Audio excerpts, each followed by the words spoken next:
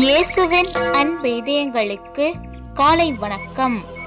இந்த நாள் உங்களுக்கு ஆசீர்வாதமாக அமைய வாழ்த்துக்கள்.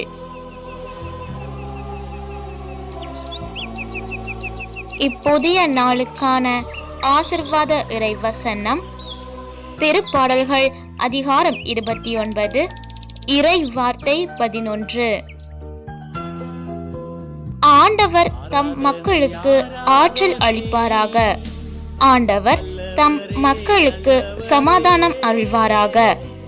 ஆண்டவர் தம் மக்களுக்கு ஆசி வழங்குவாராக. அற்புதமே அதிசயமே